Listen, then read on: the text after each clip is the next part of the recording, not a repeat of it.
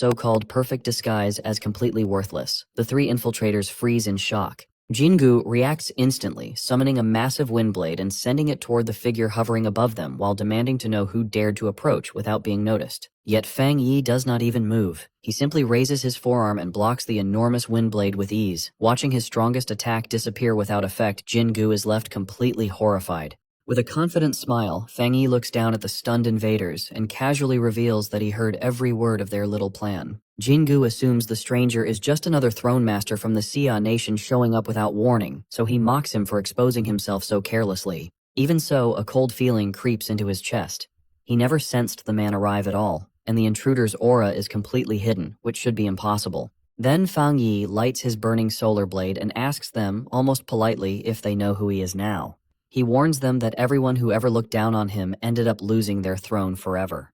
The subordinates recognize that flaming blade at once and panic runs through them. Jingu recognizes it too, and dread fills him from head to toe because the legendary Yang Godmaster is standing right in front of them. They turn to run for their lives, but Jingu barks at them to hold their ground. He refuses to cower in front of this man, so he releases a shockwave of energy and reminds everyone that he is a first sequence throne master as well. Then he pulls on the full power of the Moonlight Throne and begins to call on the lunar divinity that rules over life and death itself. Fang Yi simply stands inside his golden barrier and watches, which only makes Jingu laugh like a madman.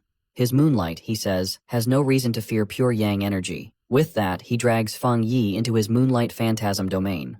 Inside the domain, Fang Yi lets his weapon vanish and looks around at the strange illusion world with almost no interest. Hidden in the reflection of the water below, Jingu brags that the two of them are mirrored as one now. That means Fang Yi cannot touch him, while he is free to strike whenever he wants. Our boy feels the ambush coming and barely moves when Jingu explodes out of the red shadows trying to cut him to pieces. Then Jingu rises high in front of a giant moon and gloats that he will refine Fang Yi's soul into lunar essence to push his own cultivation higher. But right as he is enjoying his victory, Fang Yi's voice cuts through the darkness. "Moonlight abilities," he says calmly, "do not work on him at all." His body bursts into a roaring blaze of divine solar flames, and he reveals that reaching the divine moon realm gave him total immunity to every lunar attack of the spirit. Then he activates his spiritual clarity eye technique and crushes the entire illusion, making it clear that not even a first sequence throne can save Jingu now. Jingu spits blood while Fang Yi explains the truth to him.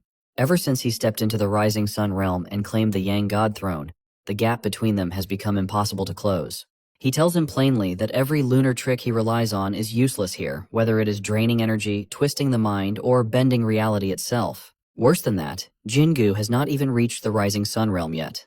Those words drive him into a rage, so he coughs up more blood and screams that they are both first sequence throne masters. In his mind, holding a throne makes cultivation stages and the basic laws of the world completely meaningless. Then he loses the last of his reason. He pours reckless amounts of energy into his own body and declares that if his moonlight cannot scratch Fang Yi, he will happily throw away his life to unleash a suicide blast and wipe the Xie nation off the map. He uses the Moonlight Throne to twist gravity and sends a huge avalanche down to crush the whole mountain, and his terrified subordinates run for their lives. That only makes him angrier, and he shouts that abandoning him is treason and the punishment is death. Sacrificing themselves to become his lunar essence, he tells them, is the greatest honor they could ever receive. Then he creates a violent gravity vortex that drags both men back and devours their souls to feed his own power. Watching all of it, Fang Yi asks him if killing his own people and destroying the border will ever bring back Country B's lost glory.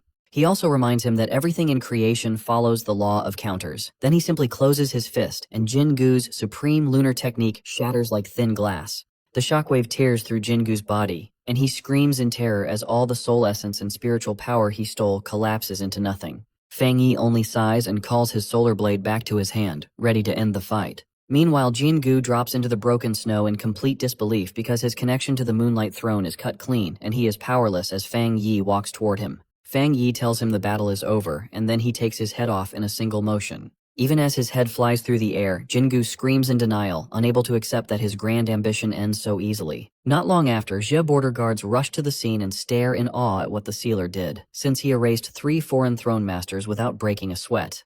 They joke about how that catastrophic avalanche was shut down with one slash, but they still wonder how the infiltrators slipped past their newly upgraded border security. Then a sudden surge of glowing blue energy pulls their eyes upward because the freed first sequence Moonlight Throne appears right in front of them. Realizing what just happened, the guards celebrate as the sealer proves his absolute superiority by forcefully executing a fellow first sequence throne master. Fang Yi floats high in the sky and pulls the moonlight throne into his hand, and the border guards can only stare because they know that absorbing a second first sequence throne will raise his power to a level they cannot even imagine. He guides the raw lunar essence straight into his body, and the system confirms that the moonlight throne is fully absorbed, which sets off a bright fusion of sun and moon power inside him. A huge wave of divine energy then erupts through the heavens as those two forces rush across the sky together. Fang Yi lets out a slow breath while the massive aura settles down, and he notes to himself that he is already close to another breakthrough. Above the mountains, the sky turns into a strange and beautiful sight, since the sun and the moon now shine at the same time, and the guards are amazed that holding both supreme thrones can change reality itself. After that, our boy looks at the two throne cores the dead invaders left behind and decides to save them for later instead of using them right away. He puts both cores into his storage and finishes the cleanup because he still has urgent business waiting for him back home. Then he shoots across the sky at frightening speed while the guards below cheer as loud as they can and call the sealer the #1 man in the world. They also gush about how impressive he looks in person and about how young he still is. Meanwhile, back at the Tai City Spirit Association, guards walk Li Yuan into the main conference room, and the nervous former tyrant asks why he has been called there. Fang Yi sits at the head of the council table and tells him plainly that he is about to receive a final choice in front of the whole assembly. He reminds the Rainmaster of the long list of crimes behind him, and he points out that all of his money and property have already gone to his victims, though that still barely covers the damage. Since neither the public nor the association trust this man, Fang Yi lays out two very different paths for him. The first path is to rot in a maximum security cell for the rest of his life and hand his throne over to the association when he dies. Our boy also warns him that if foreign invaders ever break through the borders, locked up rogue masters like him will be killed and eaten for energy long before old age ever reaches them. The second path is to earn back some honor by fighting on the front lines of the Divine Punishment Squad, under Fang Yi's total and unconditional command. He adds that every single move Li Yuan makes will be watched closely, and he asks whether a man who is used to unchecked power can really live under that kind of control. The threat works, because Li Yuan slams his head against the table in complete surrender, swears absolute obedience to the Divine Punishment Squad, and promises never to step out of line again. On top of that, the old master is terrified of ever eating horrible prison food again.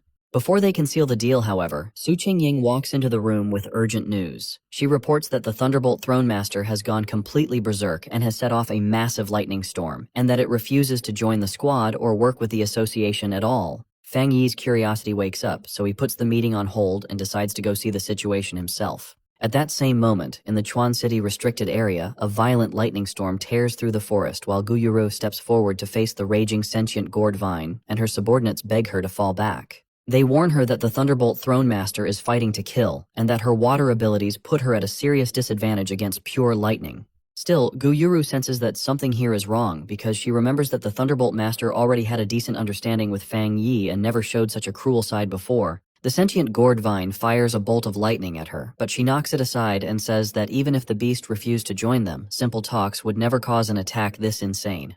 Then she looks up and sees the storm take shape as a giant lightning beast, which brings down the apocalyptic lightning sea tribulation on the whole squad. She tries to block it, but she loses her sword and she barely dodges another strike that still cuts her shoulder open.